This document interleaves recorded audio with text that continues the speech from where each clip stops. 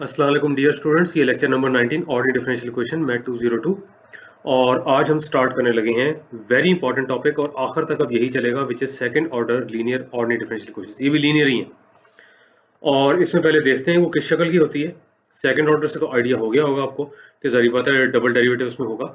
Definition इसकी ये है कि second order linear ordinary differential equation with variable coefficients. अब ये टर्म भी पहले समझिए, वेरिएबल कोफिशिएंट्स क्या है, इस तरह की इसकी कहता फॉर्म होती है। तो अब इसमें देखें एक चीज यहाँ पे जो इंडिकेट की गई है, ये एक एरो आया, ये एक और एरो आया और ये एक और एरो आया। ये है जी कोफिशिएंट्स। ए नॉट जो है असल में कोफिशिएंट डबल डेरिवेटिव का है, ए वन जो कोफिशिएंट फर्स्ट डेरिवेटिव का है, ए टू जो कोफिशिएंट वाई का, लेकिन सब एक्स के फंक्शन है। ये देख लें, ये देख लें, ये देख लें, इसलिए कहा है वेरिएबल कोफिशिएंट्स।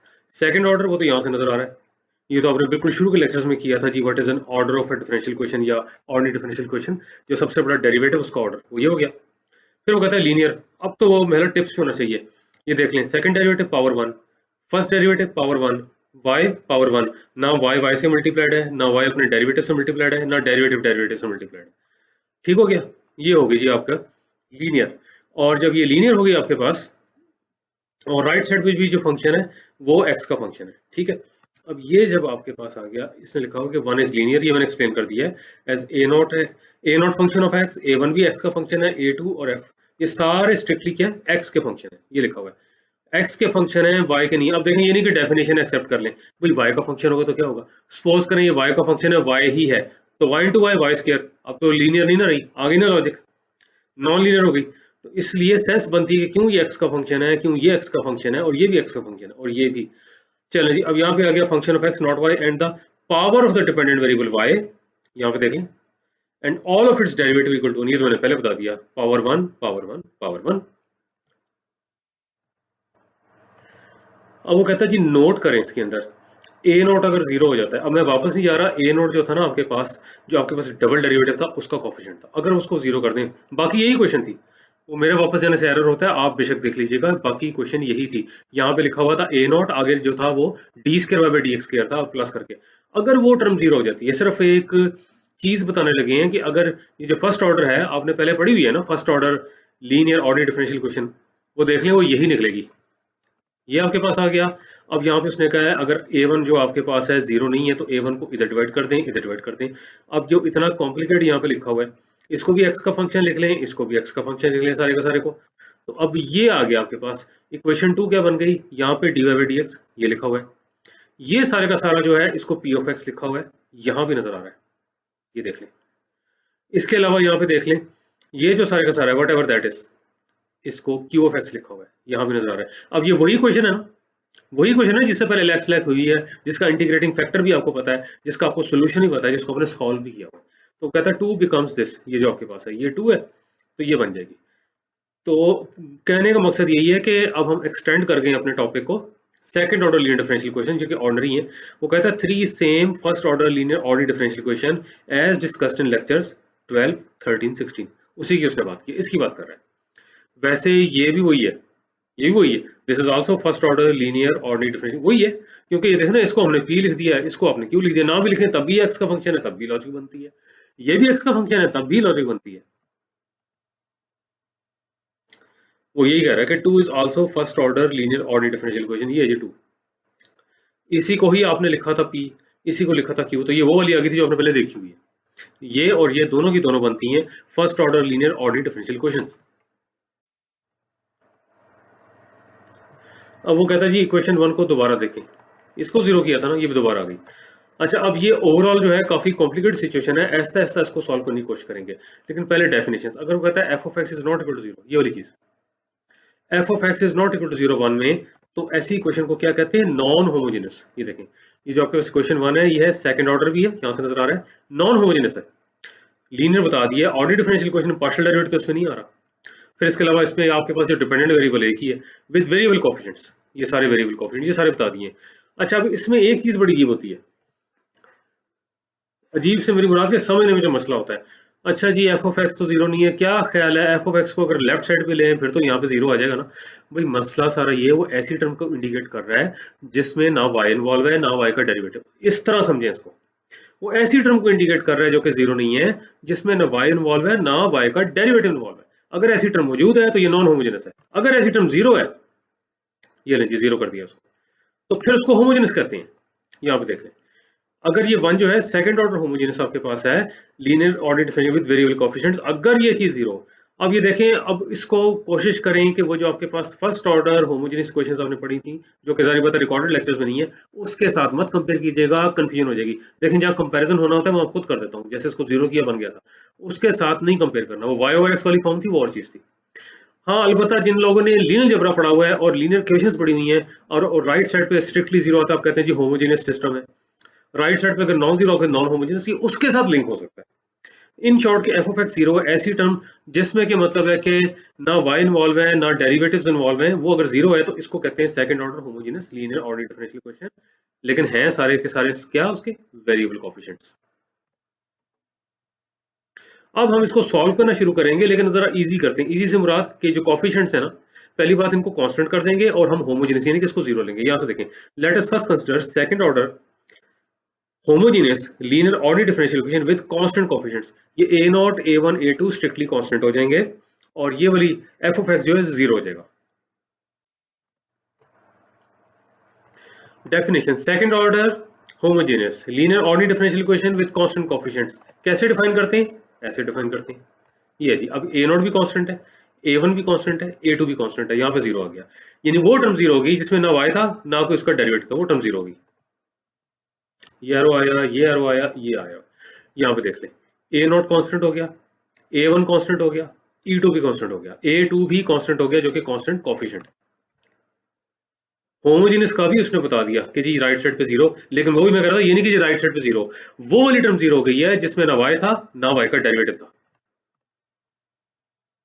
ये लें जी, अब a0 a1 a2 सारे कांस्टेंट हो गए। आगे आ गया जी आपके पास, यहां से देखें कॉम्प्लीमेंट्री सोल्यूशन। इस इक्वेशन का सोल्यूशन कॉम्प्लीमेंट्री होता है। देखें ये चीजें अभी से समझें, इस इक्वेशन का सोल्यूशन जो होता है ना उसको कहते हैं कॉम्प्लीमेंट्री सोल्यूशन। ये मजीद क्लियर। अब इस इक्वेशन से क्या मुराद है? सेकंड ऑर्डर है, लीनियर है, होमोजेनस है और सारे के सारे जो इसके कोएफिशिएंट्स हैं यहाँ पे कांस्टेंट है। फिर सुन ले, सेकंड ऑर्डर है, लीनियर है, होमोजेनस है और ये कांस्टेंट स्ट्रिक्टली जो है, बल्कि ये कहना चाहिए कोएफिशिएंट कांस्टेंट है, या ये a0 a1 a2 strictly constants हैं। अब कहता है solution of second order homogeneous linear ओडी1 और any higher order linear ODE with constant coefficients. यानी कि ये बड़े ऑर्डर की भी हो सकती है, बेशक थर्ड ऑर्डर की हो, फोर्थ की हो, लेकिन होगी होमोजेनियस और ये सारे कोएफिशिएंट्स कांस्टेंट होंगे। और any higher order homogeneous linear ODE with constant coefficients, इसको कहते हैं कॉम्प्लीमेंट्री सॉल्यूशन। सॉल्यूशन जो होता है second order homogeneous linear ODE का या any higher order homogeneous linear ODE constant coefficients, उसको कहते हैं कॉम्प्लीमेंट्री सॉल्यूशन। ये नोटेशन चलेगी, जहां पे भी अब YC लिखा होगा कॉम्प्लीमेंट्री सॉल्यूशन ही कहेंगे। और टर्मिनोलॉजीज भी यूज होती हैं। कॉम्प्लीमेंट्री सॉल्यूशन तो हमने पढ़ ही लिया है, कॉम्प्लीमेंट्री फंक्शन भी कह देते हैं, कॉम्प्लीमेंट्री इंटीग्रल भी कह देते हैं। इस बुक में तो कॉम्प्लीमेंट्री सॉल्यूशन ही है, तो हम लेक्चर्स में यही यूज करेंगे। कोई और बुक पढ़ते हैं वहां पे कॉम्प्लीमेंट्री फंक्शन आता है, वो भी वही है, कॉम्प्लीमेंट्री इंटीग्रल वो भी वही है। आइए डिस्कस करते हैं methods for finding complementary solution of second order homogeneous linear ODE with constant coefficients, right. तो यहाँ पे second order homogeneous linear ODE with constant coefficients, ये आपके पास है। तो ये हम डिस्कस करेंगे यहाँ पे मेथड्स।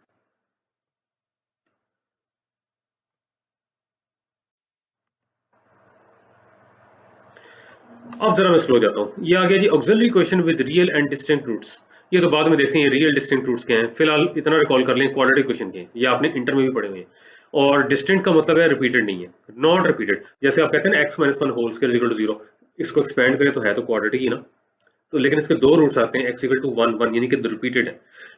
और लेकिन अगर आता है x-1 times x-2 equal to 0, ये भी क्वाड्रेटिक बनेगी लेफ्ट साइड पे, लेकिन इसके डिस्टिंक्ट रूट्स, वो केस है। रियल का मतलब आपको पता है, रियल फिलहाल देखें अपने, कॉम्प्लेक्स तो पता नहीं पड़ा हुआ कि नहीं पड़ा हुआ। रियल का मतलब है, ध्यान से सुन लें, ऐसे नंबर को रियल करते हैं जिसका जब स्केयर करते हैं या जीरो आता है या पॉजिटिव आता है। लेकिन अब ये एक्चुअली क्वेश्चन क्या है? लो जी आ गया क्वेश्चन मार्क, खड़ा सोच रहा है बेचारा। What is the auxiliary question? जल्दी से उसको मेरा टेलीफोन नंबर दें, डॉक्टर वासिक से पूछा भी बता देंगे। अच्छा जी, अब यहाँ पे वो कहता है in order to understand that we solve the following problem. Direct problem ही सॉल्व करते हैं इसका, वहीं से पता लगेगा ऑक्सिलरी क्वेश्चन क्या है। अब यहाँ देखें मैंने लिख ही दिया कि फाइंड द कॉम्प्लीमेंट्री सोल्यूशन। ये मजीद क्लियर हो जाएगा आगे जाके, अभी तो स्टार्ट है, लेकिन कॉम्प्लीमेंट्री सोल्यूशन फिर मैं बताऊं। जैसे यहाँ पे सेकंड ऑर्डर है, थर्ड भी हो सकती है, लेकिन चलें यहाँ पे कोफिशिएंट सारे के सारे आपके पास कांस्टेंट्स हैं, y का और डेरिवेटिव्स का, और वो वाली टर्म जिसमें ना y था ना उसका डेरिवेटिव था वो जीरो है। अब एक चीज मैं बता दूं, जो फिर मैं कहूँ माजरत के साथ कहने लगूं, लेकिन ये सच है कि रटवा दिया जाता है जी कॉम्प्लीमेंट्री, एक ऑक्सिलरी क्वेश्चन, कॉम्प्लीमेंट्री सोल्यूशन निकालने के लिए ऑक्सिलरी क्वेश्चन क्या है, इसकी जगह कहते हैं अच्छा जी इसकी जगह आप डी स्क्वायर लिख लें, इसकी जगह डी लिख लें, या कभी कहते हैं कि इसकी जगह एम स्क्वायर लिख लें, इसकी जगह एम लिख दें, तो आ जाएगा M square minus 3m plus 2, और जहाँ पे डेरिवेटिव नहीं है वहां कुछ नहीं लिखना, वहां कुछ नहीं लिखना, यानी कि m square minus 3m plus 2 equal to 0। ये ऑक्सिलरी क्वेश्चन है, इसको सॉल्व कर लें, डायरेक्ट बताते हैं। आती कहां से ये नहीं पता। अब पहले तुम देखें कि आई कहां से है, जेल से तो नहीं छूट के आई, हम ही फंस जाए। तो अब यहाँ पे देखें, यहाँ पे लिखा हुआ है let us assume the solution of one, यहाँ पे देख लें let us assume the solution of one. अब ये फिर मजीद तंग करता है, हालांकि मैं आपको बताना चाहता हूँ कि ऑक्सिलरी क्वेश्चन क्या है, आप कहेंगे जी इसको भी याद करना है।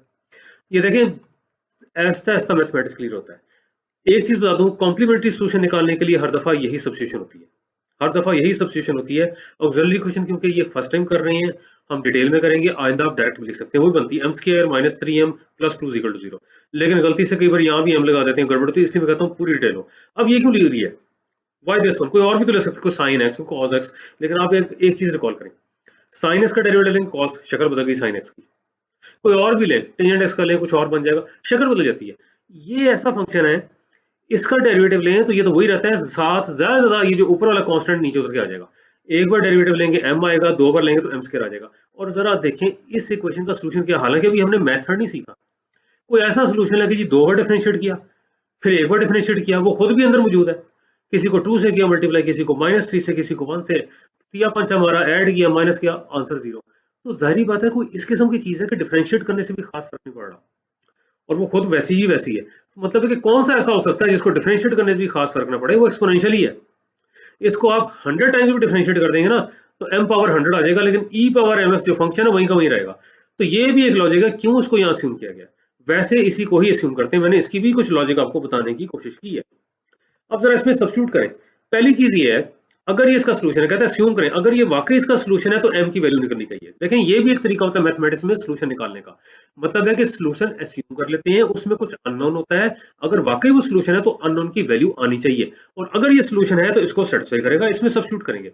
अब कहता है m इज अननोन कांस्टेंट, फिर देख लें m is an unknown constant which is to be determined, ये निकालना है आपने, which is to be determined. तो वही वाली बात है, अगर ये इसका सॉल्यूशन है तो जाहिर बात है अगर ये वाकई इसका सॉल्यूशन है तो m निकलना चाहिए, इसको सेटिस्फाई भी करेगा तो m निकलना चाहिए। सब्स्टिट्यूट करते हैं जी। अब वो कहता है कि y equal to e power mx 1 में सब्स्टिट्यूट करें, v ऑब्टेन। अब यहाँ पे देख लें y की जगह ये चीज आएगी, यहाँ भी y की जगह यही वाली चीज आएगी, यहाँ भी y की जगह e पावर mx आएगा। आ गया जी, ये ले जी आ गया। अब महल है, ये तो कोई मसला ही नहीं है कि इसको डिफरेंशिएट किया जाए, ना इसका मसला है। मेहरबानी करके एक चीज बताऊं मैं आपको, मैथमेटिक्स रट्टे पे नहीं चलता, बहुत बड़ा इल्जाम लगता है, मैं बार बार, पता नहीं आप कहते हो कि सर वापस वहीं चले जाते हैं, लेकिन ये है क्योंकि मैंने ऐसे रट्टे लगाते देखा है स्टूडेंट्स को, इसका डेरिवेटिव आप सुन के हैरान रह जाएंगे वो क्या लिखते हैं। इसका लिखते हैं mx को इधर मल्टीप्लाई करते हैं और e पावर mx माइनस 1, ये भी लिखा है, देखा है मैंने। ऐसे स्टूडेंट्स को मैं रिक्वेस्ट करूंगा या तो सीरियस हो जाएं या बेशक मैथमेटिक्स छोड़ दें, I am sorry to say that. अगर इतनी बुरी हालत है कि आप एक्सपोनेंशियल का डेरिवेटिव लिखते हैं m पावर x यहाँ पे है तो m पावर x माइनस 1, बेहतर है कि मैथमेटिक्स छोड़ दें, कोई हर्ज नहीं है, कोई और चीज कर लें। अगर किसी ने जबरदस्ती की है मैथ्स पढ़ो तो आप कोई और चीज पढ़ लें, क्योंकि देखें जब आप कहते हैं कि एक्स स्क्वायर का डेरिवेटिव वहां तो वही है जी, 2 मल्टीप्लाई किया पावर कम, ओ भाई ये भी तो देखो x तो यहाँ पे वेरिएबल था, वेरिएबल पावर कांस्टेंट का फार्मूला होता है x पावर n का जी, n नीचे आया तो n माइनस 1 और n times x power n minus 1, ये constant raise to power variable है। आ गई ना लॉजिक। तो जो लॉजिक नहीं समझेंगे रटे लगाएंगे और ये शानदार फार्मूले बताएंगे जो आज तक बने ही नहीं। तो बहरहाल ये हो गया, y को हमने e पावर mx कर दिया है, वो यहाँ सब्स्टिट्यूट कर दिया। अब इसको डिफरेंशिएट कर दें, इसको देखें एक बार डिफरेंशिएट करेंगे, यहाँ पे देख लें एक बार डिफरेंशिएट करेंगे e पावर mx, यहाँ पर m आएगा, दोबारा यहाँ पे देख लें, इसी को एक बार और कर लें, इसी को एक बार और करें e पावर mx, फिर m आएगा तो m स्क्वायर, इसलिए यहाँ पे ये लिखा हुआ है। यहाँ डायरेक्ट देखना, डायरेक्ट देख लें, e पावर mx का डेरिवेटिव यही होता है, साथ m आ जाएगा, दोबारा करेंगे m स्क्वायर हो जाएगा, यहाँ एक बार, और यहाँ पे देखें वो एज इट इज है, तभी कहते हैं हाँ जी यहाँ m नहीं लगाना। अब आपको लॉजिक पता लग गई है ना, यहाँ m क्यों नहीं आ रहा, यहाँ डिफरेंशिएट नहीं हो रहा, फिर m कहाँ से आएगा। अब इसमें से e पावर mx कॉमन निकाल ले, यहाँ से आ जाएगा एम स्केयर, यहाँ से -3m आ जाएगा, यहाँ से +2 आ जाएगा, e पावर mx कॉमन आ जाएगा।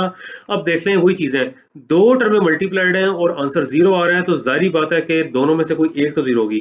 e पावर mx किसी वैल्यू पे 0 ही नहीं होता।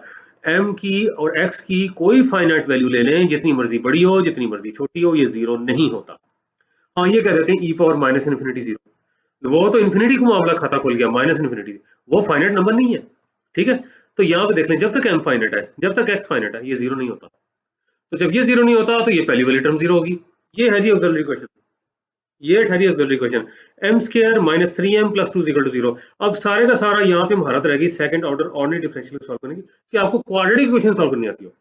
अब मैं फिर वही बात करूंगा, जिसका बेसिक मैथमेटिक्स स्ट्रांग है वो एडवांस मैथमेटिक्स को आराम से काबू कर सकता है। अब जिसको क्वाड्रेटिक इक्वेशन सॉल्व करनी आती है उधर फंस जाएगा। ये है जी, इसको कहते हैं जी ऑक्सिलरी इक्वेशन ऑफ ये वाला, auxiliary equation of this one. ये जो इक्वेशन है इसकी ऑक्सिलरी इक्वेशन है। ठीक हो गया जी, इसकी ऑक्सिलरी इक्वेशन हो गई, और यहाँ पे अब आपके पास जो है ये चीज आपके पास आ गई। और सिचुएशन वही है, यहाँ पे देख लें, जहाँ पे डबल डेरिवेटिव था वहां पे m स्क्वायर आ रहा है, जहाँ पे फर्स्ट डेरिवेटिव था वहां पे m आ रहा है, और जहाँ पे डेरिवेटिव नहीं था वहां कुछ नहीं आ रहा। लेकिन अगर डायरेक्ट ऑक्सिलरी इक्वेशन लिखनी है, या तो ध्यान से लिखिए अगर लिखनी है तो, लेकिन मैंने कहा मैंने गलती देखी, यहाँ पे m लगा देते हैं, इसलिए बेहतर है ये थोड़े से 2-3 स्टेप्स कर लें, कोई कॉम्प्लिकेट नहीं है। अब इसका रूट निकालना है, क्वाड्रेटिक फॉर्मूले से निकाल लें या फैक्टराइजेशन कर लें, ये रूट आते हैं जी। अब यहाँ पे नहीं ना किया हुआ, लेकिन थोड़ा सा बताया हुआ है, ये ले। इसकी फैक्टराइजेशन क्या बनती है, कैसे करते थे, रिकॉल करें। इसमें हम ये करते थे, यहाँ पे जो कोफिशिएंट था इसको इधर 2 से करते थे मल्टीप्लाई, जी 2 आ गया। अब हमने दो नंबर ढूंढने हैं, दो नंबर इस तरह से आपने ढूंढने हैं कि ऐड करें तो -3 आ जाए, मल्टीप्लाई करें तो 2 आ जाए। ऐड करें तो -3 आ जाए, मल्टीप्लाई करें तो 2 आ जाए। कौन से हो सकते हैं, -2 -1, -2 -1 -3 होता है, और -2 × -1 2 होता है।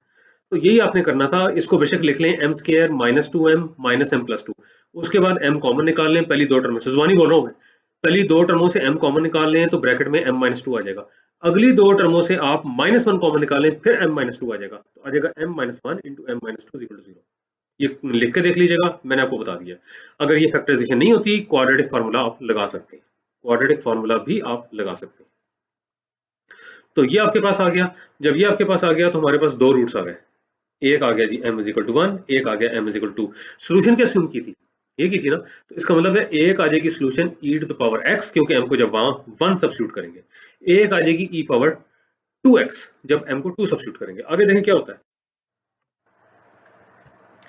ये चीज थी आपके पास, ये उसने फिर कहा हुआ है जी ऑक्सिलरी इक्वेशन बनती है गिवन ऑर्डिनरी डिफरेंशियल इक्वेशन की रियल डिस्टेंट रूट्स हैं। ये देख लें, रियल और डिस्टेंट रूट्स हैं, दोनों का स्क्वायर आपके पास पॉजिटिव है। और इसके अलावा यहाँ पे देख लें, रियल रूट्स भी हैं और डिस्टिंक्ट रूट्स भी हैं। ठीक है जी, और मतलब कि ये रिपीट नहीं हो रहे, 1 = 2। अब अगर ये दिमाग सोच रहे हो कि सर ये क्यों कह रहे हैं बार बार ये स्क्वायर इसका पॉजिटिव होगा, वही स्क्वायर नेगेटिव कब होता है, हो जाता है। आयोटा याद है, कोई इस तरह का कोई मिलने आया हो आयोटा √-1, उसका स्क्वायर -1 है, इसलिए वो जो आपके पास है इमेजिनरी नंबर है, वो आपके पास जो रियल नंबर नहीं है। बहरहाल मैंने थोड़ा सा बताया, उधर नहीं मैं जा रहा, आगे खैर मुलाकात होगी, इसी कोर्स में होगी। अच्छा जी, अब वो कहता है कि हमने अस्यूम क्या किया था, यही अस्यूम किया था ना सोल्यूशन e⁻mx जो कि 0 नहीं था। किसी भी finite number m is finite, x is finite, ये 0 नहीं बनता। ये हमने अस्यूम किया था, ये 0 नहीं था। y1 e⁻x था, y2 e⁻2x था, ये दो सोल्यूशंस हैं। लेकिन अब ये देखें, ऑक्सिलरी इक्वेशन का भी बताया जाता है। अच्छा जी, ये ऑक्सिलरी इक्वेशन है, और उसके बाद ये जो आपके पास है इसके रूट्स हैं। ये आपके पास ये मुश्किल ही बात की जाती है कि ये दो सोल्यूशंस हैं। वो कहते हैं जी कंप्लीट सोल्यूशन या कॉम्प्लीमेंट्री सोल्यूशन। कॉम्प्लीमेंट्री सोल्यूशन यूं लिखते हैं, यही कहते हैं जी, ये e⁻x, यहाँ पे देख लें, एक यहाँ पे e लगाएं और x का जो कोफिशिएंट है वो ये बना दें, एक यहाँ पे e लगाएं, x का कोफिशिएंट 2 बना दें, साथ एक कांस्टेंट मल्टीप्लाई कर दें। ये डायरेक्ट होता है कि हाँ जी आंसर है। इसकी भी डिटेल देनी चाहिए। चलिए हम इसको पढ़ते हैं। वो कहता है दो सोल्यूशन है, कॉम्प्लीमेंट्री सोल्यूशन ये है, c1y1 + c2y2। y1 क्या था, ये वाला सोल्यूशन यहाँ पे लिखा हुआ है। y2 क्या था, ये वाला सोल्यूशन जो कि यहाँ पे लिखा हुआ है। अब ये इस फॉर्म में क्यों लिखा है, सोल्यूशन तो हमारे पास आ गए थे, सोल्यूशन तो आ गए थे हमारे पास। वो इसलिए कि यहाँ पे देखें C1 C2 आर्बिट्री कांस्टेंट्स हैं। अब पुरानी यादें ताज़ा करें, चले जाएं शुरू के लेक्चर्स में। याद है जब हमने ये बनाना सीखा था कि डिफरेंशियल इक्वेशन या ऑर्डिनरी डिफरेंशियल इक्वेशन बनती कैसे है। आपके पास एक इक्वेशन या रिलेशन दी होती थी y in term of x, dependent variable in terms of independent, और वो आपके पास ये कहता था जो आर्बिट्री कांस्टेंट्स हैं उनको एलिमिनेट करना है, और जितने कांस्टेंट्स हैं उतनी बार डिफरेंशिएट करना है। याद आया कुछ? तो इसका मतलब है जब आपने second order ordinary differential equation solve की है उसके सॉल्यूशन में दो कांस्टेंट आने चाहिए। देखें एक लॉजिक आ गई, दो कांस्टेंट आने चाहिए, इसलिए इसको भी कांस्टेंट से किया मल्टीप्लाई, इसको भी किया और ये लिख दिया। अगर आप सिर्फ करते e power x plus e power 2x, इसकी सेंस नहीं बनती क्योंकि इसमें आर्बिट्ररी कांस्टेंट है ही नहीं। और वैसे भी मैं क्वेश्चन देता, अच्छा जी आप ये लिखें y is equal to e power x plus e power 2x, इससे डिफरेंशियल को मसला गया सर, गलत क्वेश्चन है, इसमें तो कांस्टेंट ही कोई नहीं है। एक लॉजिक तो आ गई, ये दो कांस्टेंट इसलिए आ रहे हैं। अभी मजीद डिटेल दूंगा, क्या एक सोल्यूशन है तो क्या कांस्टेंट मल्टीपल भी सोल्यूशन होगा? क्या एक सोल्यूशन है तो उसका भी कांस्टेंट मल्टीपल सोल्यूशन होगा? क्या ऐड करके भी सोल्यूशन होगा? ये क्वेश्चंस हैं इंटेलिजेंट क्वेश्चन, याद है मैंने कहा था इंटेलिजेंट क्वेश्चन, इनको कहते हैं इंटेलिजेंट क्वेश्चन। यदि ऐड करके सोल्यूशन बन जाएगा, कांस्टेंट मल्टीपल से सोल्यूशन बन जाएगा, अगर पहले एक सोल्यूशन मौजूद है कि क्या उसका मल्टीपल जो है इस constant multiple of a solution is a solution, is it possible that we get a solution again if we add two solutions? ठीक है ना, आगे ना क्वेश्चंस, इनका जवाब ढूंढते हैं ताकि ये बेशक आप एग्जाम में डायरेक्ट लिखें लेकिन रटा लगाए बगैर। ये लें जी, ये इंपॉर्टेंट रिजल्ट्स आ रहे हैं। पहला वही आ रहा है कि multiple of a solution is again a solution for a linear homogeneous ordinary differential equation with constant coefficient, जो भी आपने सॉल्व की है। अब कहता है proof second order linear homogeneous ODE के लिए। देखिए ये लें जी, सपोज करें जी y1 जो है सॉल्यूशन है इसका, ये मैंने जनरल लिया, ये देख लें कांस्टेंट कोएफिशिएंट्स हैं a0 a1 a2, यहाँ पे जीरो भी आ रहा है, वो टर्म जीरो है जिसमें ना y है ना उसका डेरिवेटिव है। यहाँ पे देख लें ये y1 आपके पास जो है ये सॉल्यूशन है इसका, ठीक है। जब y1 सॉल्यूशन है तो उसको सेटिस्फाई करेगा, यही मतलब होता है सॉल्यूशन का कि उसका सॉल्यूशन है तो सेटिस्फाई करेगा। यहाँ पे y1 लिख दें, यहाँ पे y1 लिख दें, यहाँ पे y1 लिख दें, कर गया सेटिस्फाई। अब अगर इसको मैं कांस्टेंट से मल्टीप्लाई कर दूं, इस इक्वेशन को दोनों तरफ कांस्टेंट से मल्टीप्लाई कर दूं, यहाँ तो पहले जीरो है तो यहाँ पे आ जाएगा c टाइम्स a नॉट, यहाँ पे आ जाएगा c टाइम्स a1, यहाँ पे आ जाएगा c टाइम्स a2। अब ये तो सबको पता है कि कांस्टेंट डेरिवेटिव से बाहर आ सकता है, तो भाई अंदर भी तो जा सकता है ना। यहाँ पे देख लें ये कांस्टेंट अंदर लिखा हुआ है, इसको बाहर निकाल दें। ये तो वैसे ही मैंने यहाँ पे c यहाँ लिखा था, यहाँ पे लिख दिया। और इसके अलावा वाली बात, ये कांस्टेंट है डेरिवेटिव से बाहर, तो अंदर भी तो जा सकता है। तो यहाँ पे देख लें बाहर जाएगा तो ये बनता है। अब जरा इसको गौर से देखें, ये पहले बताऊं फॉर्मेटिंग का मसला, इधर ना कोई लगे जी गलत हुआ हुआ है। इसको लिखना ये था D square by d x square, और ये डेरिवेटिव सी वाई वन का है, ये डिवाइडेड बाय ना नजर आया आपको, इस तरह से ये डी बाई डी एक्स है सी ऑफ वाई वन। ये फॉर्मेटिंग का मैंने काफी ट्राई की किस तरह बेहतर किया जाए, लेकिन वो जी भी आ रहा था। मैंने d by d x c of y one तो वो सेंटर में आ गया, इसलिए मैं तो नहीं जाता, लेकिन ये डबल डेरिवेटिव सी वाई वन का है, ये फर्स्ट डेरिवेटिव सी वाई वन का है, और ये सी वाई वन खुद है। अब जरा ये देखें, इस इक्वेशन को कंपेयर करें f1 से, अगर y को मैं ध्यान से सुने, y को सी वाई वन से रिप्लेस कर दूं तो ये बनती है ना, y को सी वाई वन से रिप्लेस कर दूं तो ये बनती है ना। इसका मतलब सी वाई वन इसको सेटिस्फाई कर रहा है, this means c y one is a solution, this means constant multiple of a solution is a solution. गल बन गई भाई, ये ले जी, c y one is also solution of one, इसका एज इट सेटिस्फाइज वन, इसको सेटिस्फाई कर रहा है। तो इसका मतलब है कि multiple of a solution is again a solution, यहां भी मल्टीपल कांस्टेंट है।